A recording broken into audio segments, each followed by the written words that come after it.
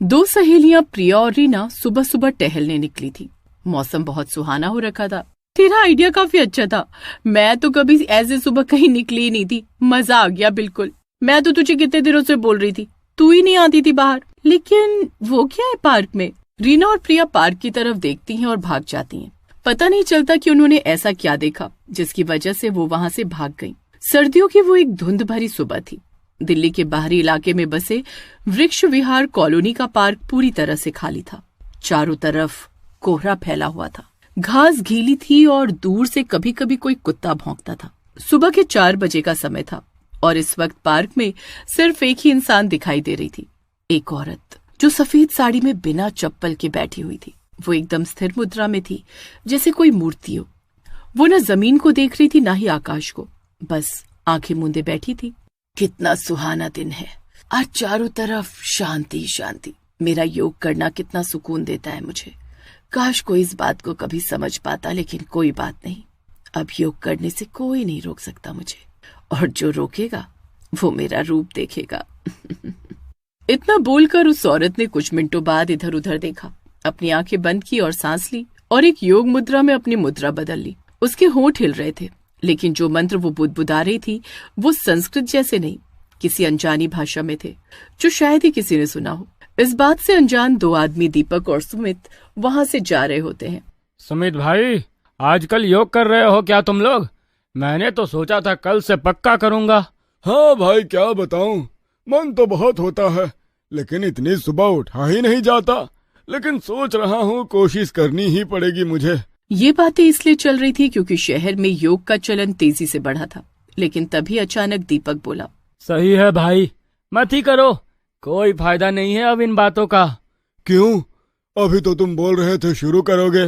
अरे मैं ऐसा सोच रहा था, लेकिन फिर जो मुझे पता चला उसके बाद मैंने सोच लिया है, अब ऐसा नहीं सोचूंगा, ना ही करूंगा।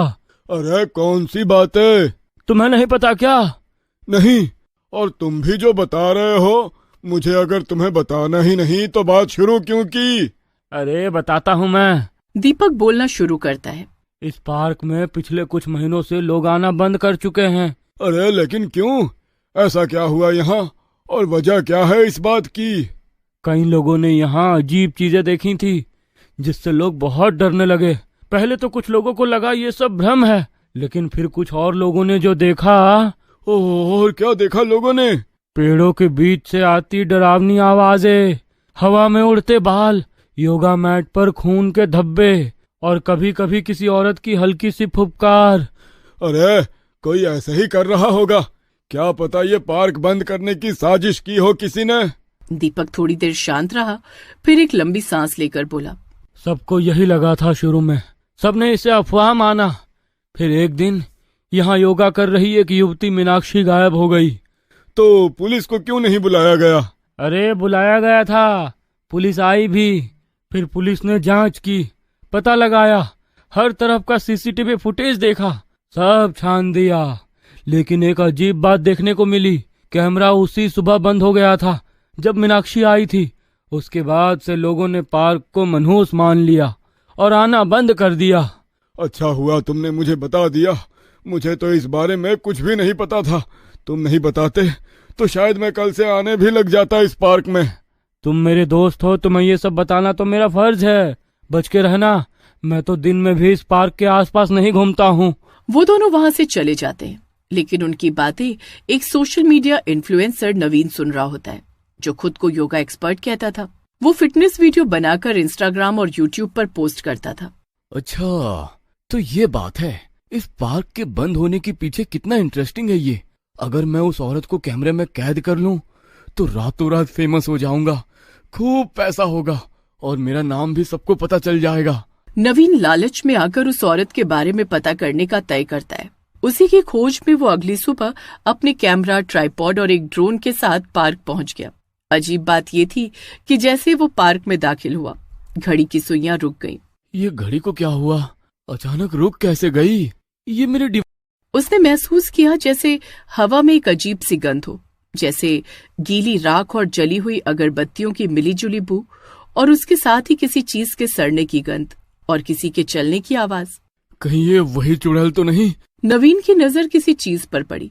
वहां कुछ दूर एक योगा मैट बिछा था और उसी पर बैठी थी वो औरत, सफेद साड़ी, खुले बाल और पूरी तरह शांत। उसने नवीन को देखा तक नहीं, ना ही कोई प्रतिक्रिया दी। नवीन ने कैमरा ऑन किया और रिकॉर्डिंग शुरू कर दी। हेलो मेरे प्यारे दोस्तों, आज मैं आपको मिलाने जा रहा हूँ एक ऐसे योगी से जो। उसके बोलते ही औरत ने आंखें खोली। नवीन की आवाज अचानक बंद हो गई। उसका गला सूख गया और वो कांपने लगा। उसकी आंखें औरत की आंखों से मिली और उसे लगा जैसे वो किसी गहरे कुएं में गिरता जा रहा है। माफ कीजिएगा। लेकिन औरत अब सीधे नवीन को देख रही थी। उसने धीमे से पूछा, ध्यान करने आया है या मृत्यु? नवीन ने जवाब देने की कोशिश की, लेकिन मुंह से आवाज नहीं निकली। नवीन की सांस तेज हो गई। उसके शरीर पर ठंडा पसीना आने लगा और उसे महसूस हुआ जैसे कोई उसकी रीढ़ की हड्डी को दबा रहा हो। वो भागने की कोशिश करने लगा, लेकिन उसके पैर जैसे जमीन से चिपक गए थे। ध्यान अधूरा नहीं छोड़ते बालक। अगले पल नवीन की आंखें पलट गईं और वो जमीन पर गिर पड़ा। ये मुझे कहाँ लेकर जा रही हो? फिर नवीन के गायब होने के बाद उसके YouTube फॉलोअर्स ने उसकी आखिरी लोकेशन ट्रैक की और पुलिस को सूचित किया। पुलिस जब पार्क पहुंची तो वहां एक योगा मैट, टूटा हुआ कैमरा और एक बोतल पानी मिला, लेकिन नवीन का कोई नामो निशान नहीं था। पुलिस ने केस दर्ज किया, लेकिन कुछ हफ्तों बाद बंद कर दिया गया। अफसोस, अब हम ये केस बंद कर रहे हैं। वहीं पार्क में कुछ समय बाद एक और आदमी दिखा, योगी प्रतीक। मैं दावा करता हूँ कि मैं योग के जरिए आत्माओं को शांत करने में माहिर हूँ। यहाँ एक अशांत आत्मा है जो योग के जरिए ऊर्जा चूस रही है। प्रतीक को लगा वो इस आत्मा को मुक्त कर देगा। एक रात वो अकेला पार्क में गया। उसने ध्यान मुद्रा ली और तंत्र साधना शुरू की। आधी रात होते होते पार्क का तापमान अचानक गिरने लगा। पेड़ों की डालियां हिलने लगी, जबकि हवा नहीं चल रही थी। तभी उसकी साधना के बीच एक औरत की आवाज आई, तू कौन होता है मुझे मुक्त करने वाला? प्रतीक ने आंखें खोली। सामने वही औरत खड़ी थी। उसका चेहरा अब झुलसा हुआ था, जैसे किसी ने उसे आग में जलाया हो। उसका शरीर हवा में तैर रहा था और पैरों की दिशा उल्टी थी। मैं योगिनी वृंदा हूँ। मुझे मृत्यु से पहले मुक्ति नहीं चाहिए। मुझे केवल बलि चाहिए, ध्यान की बलि। प्रतीक कांपने लगा। वो मंत्र पढ़ने लगा, ओम नमः श्री स्वाहा, ओम नमः श्री स्वाहा। लेकिन वृंदा ने एक झटके में उसकी जुबान बाहर खींच ली। उसकी चीखें पूरे पार्क में गूंजने लगी, लेकिन बाहर की दुनिया में कोई आवाज नहीं पहुंची। उस रात प्रतीक भी गायब हो गया। धीरे धीरे लोगों ने इस पार्क का नाम बदलकर शापित पार्क रख दिया। लोग उसके पास से भी नहीं गुजरते थे, लेकिन एक दिन एक युवती निहारिका, जो मनोविज्ञान की छात्रा थी और पैरानॉर्मल रिसर्च में विश्वास रखती थी, वो वहां गई। मैं प्रतीक नहीं हूँ, मैं सच में जानती हूँ ये आत्माएं कैसे पकड़ी जाएंगी। वो आत्माओं की ऊर्जा को पहचानने का दावा करती थी। निहारिका के पास एक उपकरण था, EMF मीटर, जो स्पिरिचुअल एनर्जी को डिटेक्ट करता है। जैसे वो पार्क में दाखिल हुई, मीटर की लाइट्स फुल हो गईं। वो मुस्कुराई। इतनी ताकतवर आत्मा, देखना पड़ेगा। वो वहीं ध्यान लगाने बैठ गई। 1 घंटे तक सब शांत रहा। फिर सामने की झाड़ियों से सफेद साड़ी लहराते हुए एक औरत निकली। मैं तुम्हारी कहानी जानना चाहती हूँ। वृंदा ने कुछ नहीं कहा, बस पास आकर बैठ गई। कुछ मिनटों बाद उसने बोलना शुरू किया। मैं वृंदा थी, योगिनी, लेकिन मुझे समाज ने डायन कहा क्योंकि मैं पुरुषों से बेहतर साधना कर लेती थी। एक रात गांव वालों ने मुझे जिंदा जला दिया, लेकिन मरने से पहले मैंने प्रेतासन पूरा कर लिया था। मेरी आत्मा अब योग से ऊर्जा लेती है। जो भी ध्यान करता है उसकी चेतना मेरी हो जाती है। निहारिका कांप गई, लेकिन उसने हिम्मत नहीं हारी। अगर मैं तुझसे दोस्ती करूं तो तू मुझे छोड़ देगी? मुझे कोई दोस्त नहीं चाहिए, मुझे ध्यान करने वाले शरीर चाहिए। निहारिका ने भागने की कोशिश की, लेकिन वृंदा ने उसे हवा में उठा लिया। अब तू मेरी योगिनी बनेगी। निहारिका की आंखें सफेद हो गई। अब उस पार्क में हर सुबह एक नई युवती सफेद साड़ी में योग करती दिखाई देती है। जो भी उसके पास बैठता है ध्यान करने, वो फिर कभी लौट कर नहीं आता।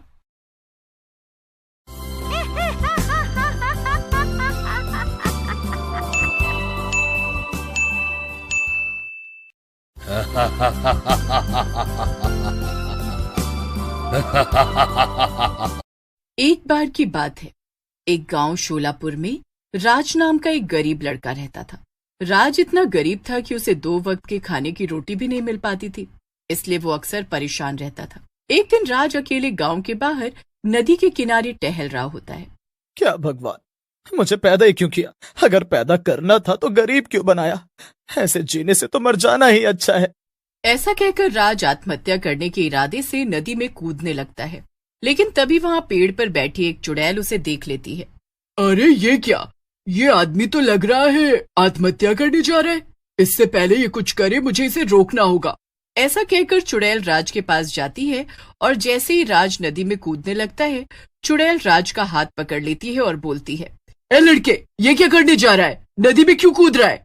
वैसे तो चुड़ैल को देखकर बड़े बड़े लोग बेहोश हो जाते हैं, लेकिन राज चुड़ैल को देखकर डरता नहीं बल्कि उससे कहता है, तुम्हें इससे मतलब चुड़ैल, मैं कुछ भी करूं, वैसे भी तुम चुड़ैल हो, भगवान नहीं।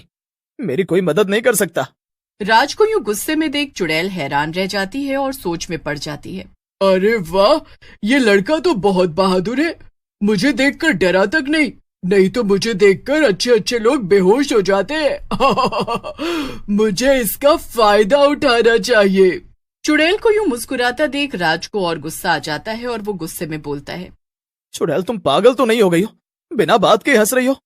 राज की बात सुनकर चुड़ैल कहती है, मैंने तुम्हारे बारे में अपने जादू से सब पता कर लिया है। अगर तुम चाहो तो मैं तुम्हें अमीर बना सकती हूँ, लेकिन इसके लिए तुम्हें मेरे लिए भी कुछ करना होगा। अगर मंजूर है तो बोलो। चुड़ैल की बात सुनकर राज कुछ सोच में पड़ जाता है, लेकिन कोई और रास्ता न देख वो मन ही मन चुड़ैल का साथ देने का इरादा बना लेता है। राज की बात सुनकर चुड़ैल खुश हो जाती है और अपने पास से एक सोने की चक्की निकालकर बोलती है, तेरी ये बात मुझे बहुत ही अच्छी लगी। तू बहुत ही समझदार है। बस ये चक्की तुझे रोज रात को गांव आने जाने वाले रास्ते पर रखनी है। बाकी का काम मैं खुद समझ लूंगी। चुड़ैल की बात सुनकर राज हैरान हो जाता है और हंसते हुए कहता है, बस क्या इतनी सी बात है? ये तो मैं कभी भी कर सकता हूँ। मुझे तो तुम बहुत ही भोली लगती हो चुड़ैल जी, लेकिन मुझे क्या, आप जैसा बोलो मैं वैसा करूंगा। बदले में मुझे पैसे देते रहना बस। इस तरह राज चुड़ैल की बात मान जाता है और बदले में चुड़ैल राज को उस दिन सोने का एक सिक्का देती है। सिक्का देखकर राज खुश हो जाता है और खुशी खुशी गांव के बाहर उस सोने की चक्की को रखकर चला जाता है। लेकिन राज को नहीं पता था कि उस चक्की की वजह से गांव में क्या नई मुसीबत आने वाली है और गांव वाले कैसे परेशान होने वाले हैं। उसी रात रामदीन नाम का एक गरीब गांव वाला वहां से गुजरता है और सोने की चक्की देखकर रुक जाता है। अरे ये क्या, सोने की चक्की, वो भी गांव आने जाने के रास्ते में? लगता है कोई इसे यहाँ गिरा गया है। पहले तो रामदीन उस सोने की चक्की को वहीं पर छोड़कर आगे बढ़ने के बारे में सोचता है, लेकिन तभी उसे अपनी गरीबी का ख्याल आता है। अरे मुझे क्या करना है, किसी की भी चक्की हो, मुझे तो यहाँ पड़ी मिली है ना। ऐसा करता हूँ, इसे ले चलता हूँ, कल सुनार को भेजकर पैसे ले लूंगा। ऐसा कहकर रामदीन उस सोने की चक्की को उठा लेता है, लेकिन जैसे ही रामदीन उस चक्की को उठाता है, उसमें से एक जिन्न निकलता है और हंसते हुए रामदीन से कहता है, रामदीन, तू फंस गया रे हमारे जाल में। अब तेरी मौत पक्की है। तुझे लालच नहीं करना चाहिए था। अब मैं तुझे अपनी मालकिन के पास लेकर जाऊंगा। ऐसा कहकर जिन्न रामदीन को पकड़ लेता है और चुड़ैल के पास ले जाता है। चुड़ैल अपने जिन्न को देखकर हंसने लगती है और बोलती है, वाह मेरी जादुई जिन्न, तू अपनी मालकिन के लिए शिकार लेकर आया है। मजा आ गया। मैं कई दिन से भूखी थी, लेकिन लगता है तेरे रहते मुझे खाने की कोई कमी नहीं होगी। जिन्न और चुड़ैल की बातें सुनकर वहां पर खड़ा हुआ रामदीन बोलता है, चुड़ैल जी, जिन जी, आप दोनों तो भले मानुस लगते हैं। मुझे जाने दो, मैं लालच में आ गया था। मुझे छोड़ दो, मैं आगे से रोड पर पड़ी कोई चीज नहीं उठाऊंगा। अरे वो तो छोड़ो, मैं अपने घर के भीतर पड़ी कोई चीज नहीं उठाऊंगा। रामदीन की बात सुनकर चुड़ैल हंसने लगती है और बोलती है, चुप कर लालची इंसान, तेरे लालच ने तेरी जान ली है। ना तू वो सोने की चक्की उठाता, ना तेरी जान जाती। ऐसा कहकर चुड़ैल रामदीन को मारकर खा जाती है। अगले दिन गांव वालों को रामदीन की लाश मिलती है। लाश को देखकर गांव वाले घबरा जाते हैं। सनी नाम का गांव वाला बोलता है, अरे भाइयों, ये तो अपने रामदीन की लाश है, लेकिन किसने इसको इतनी बेदर्दी से मारा है? ऐसा तो कभी नहीं हुआ हमारे गांव में। सही कह रहे हो सनी भैया, न जाने कौन है जिसने रामदीन भाई को इतनी बुरी तरह मारा है। लेकिन अभी तो हमें रामदीन की लाश का अंतिम संस्कार कर देना चाहिए ताकि इसकी आत्मा भटकती ना रहे। ऐसा कहकर गांव वाले रामदीन की लाश का अंतिम संस्कार कर देते हैं। उसी रात रवि नाम का एक गांव वाला, जो कि एक शराबी होता है, जंगल वाले रास्ते से गांव की ओर जा रहा होता है। उसे वहां सोने की चक्की दिखती है। अरे वाह, सोने की चक्की! ये कम से कम 10 किलो की तो जरूर होगी। मजा आ गया। ये तो अब खुलकर शराब पीऊंगा। अपने घर पर एक शराब की टंकी लगवा दूंगा और नल से भर भर कर शराब पीऊंगा। मजा आ जाएगा। ऐसा कहकर रवि चक्की उठाने के लिए आगे बढ़ता है, लेकिन तभी वहां जिन आ जाता है। रवि को देखकर जिन हंसने लगता है और बोलता है, तू मेरे कब्जे में है इंसान, अब तू कहीं नहीं जा पाएगा। मैं तुझे अपनी मालकिन के पास ले जाऊंगा। अरे जिन, मैं कोई सामान हूं क्या जो मुझे लेकर जाएगा? चल वापस से इस चक्की के अंदर चला जा। सारा मूड खराब करके रख दिया है। कितने बढ़िया नशे में चल रहा था मैं। इंसान, ये तू नहीं, तेरी शराब बोल रही है। लेकिन अभी जब तू मेरी मालकिन के पास जाएगा तो उन्हें देखकर तेरा सारा नशा उतर जाएगा। रवि की बात पर जिन्न को गुस्सा आ जाता है और वो रवि के सर पर जोर से हाथ मारता है। हाथ लगते ही रवि बेहोश हो जाता है। जिन्न रवि को उठाकर चुड़ैल के पास ले जाता है। रवि को देखकर चुड़ैल खुश हो जाती है। वाह मेरे जिन्न, तू कमाल का है। आज फिर से मेरे लिए शिकार लेकर आया है। वाह, मजा आ गया इतना मोटा ताजा माल देखकर।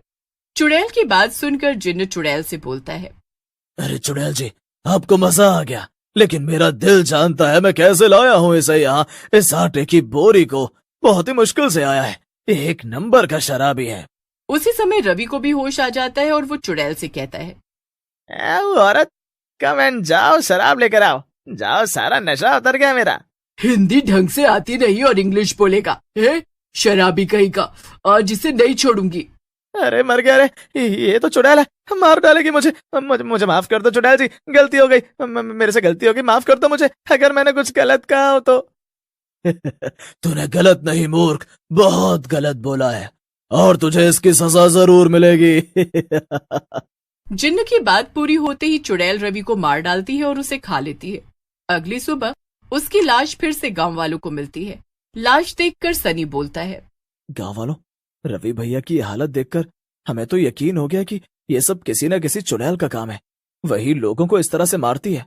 लेकिन भैया, अगर वो सचमुच चुड़ैल है तो हम उसका मुकाबला कैसे करेंगे? वो तो बहुत ही शक्तिशाली होती है। वो कोई भी चुड़ैल या शैतान हो, हम अपने प्यारे गांव को बचाने के लिए उससे जरूर लड़ेंगे और जीतेंगे। उसके बाद गांव वाले रवि का अंतिम संस्कार कर देते हैं और अपने अपने घर चले जाते हैं।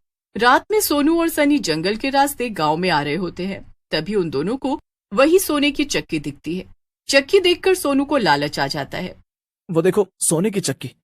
अगर ये हम दोनों को मिल गई तो हम दोनों इस गांव के सबसे अमीर आदमी बन जाएंगे। पैसा ही पैसा होगा। ऐसा कहकर सोनू चक्की को उठा लेता है, लेकिन चक्की को उठाते ही वहां जिन्न आ जाता है और हंसने लगता है। जिन्न को देखकर सोनू घबरा जाता है और बोलता है, तुम सही कह रहे थे सनी, ये सचमुच कोई चाल है। ये तो जिन है, इसका मतलब कोई चुड़ैल भी होगी। तुम सही कह रहे हो सोनू, चुड़ैल भी यहाँ है और वो ही मेरी प्यारी मालकिन है। उसी समय चुड़ैल भी वहां आ जाती है और उन दोनों की ओर देखते हुए बोलती है, आज तो दो शिकार है। एक को आज खाऊंगी और एक को कल। अब 2 दिन की पार्टी पक्की है मेरी। ज्यादा खुश होने की जरूरत नहीं है चुड़ैल, आज का दिन तेरा आखिरी दिन होगा। ऐसा कहकर सनी अपने गले में पड़ा हनुमान जी का लॉकेट बाहर निकालता है और जोर जोर से हनुमान चालीसा पढ़ने लगता है। जैसे हनुमान चालीसा खत्म होती है, चुड़ैल और जिन्न दोनों दर्द से तड़पने लगते हैं। तभी हनुमान जी के लॉकेट से तेज रोशनी निकलती है जो दोनों चुड़ैल और जिन्न को जला देती है। राज ये सब छुप कर देख रहा होता है। बाप रे बाप, तो चुड़ैल मुझसे ये सब इन लोगों को मरवाने के लिए कर रही थी। हे भगवान, मुझे माफ करना, बच गया मैं तो।